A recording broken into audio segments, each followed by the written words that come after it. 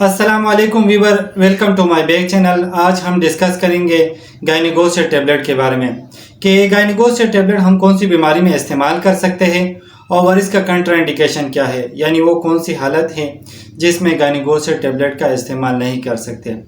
तो गायनिकोस्टेट स्ट्रिप के अंदर 2 टैबलेट होती है और मार्केट से बासानी मिल सकता है। 70 से 80 रुपये में मार्केट से बासानी मिल सकता है। और जिन खवातीन को माहवारी बंद हो जाए तो ऐसी कंडीशन में गायनिकोस्टेट टैबलेट का इस्तेमाल करवाया जाता है। या इसके अलावा इर्रेगुलर माहवारी होती है या माहवारी का पेन होता है या इसके अलावा माहवारी का बंद हो जाना, तो ये सारी कंडीशन को ख़त्म करने के लिए गायनिकोस्टेट टैबलेट का इस्तेमाल करवाया जाता है। और इसके अलावा एक बीमारी है, इसका नाम है डायसूरिया। इस बीमारी में यूरिन पास करते हुए बर्निंग यानी जलन महसूस होती है पेशाब करते वक्त, तो ऐसी कंडीशन में गायनिकोस्टेट टैबलेट का इस्तेमाल करवाया जाता है। और इसके अलावा एक बीमारी है जिसका नाम है यूरोजेनेटल सिस्टम। इस बीमारी में पेशाब की नाली में जलन होती है और इसके अलावा इचिंग होती है, तो ऐसी कंडीशन में भी गायनिकोस्टेट टैबलेट का इस्तेमाल करवाया जाता है। और इसके अलावा एक और बीमारी है जिसका नाम है सेकेंडरी इम्यूनरिया। ये एक ऐसी बीमारी है जिसमें माहवारी आती है लेकिन 2 या 3 माह के लिए बंद हो जाती है।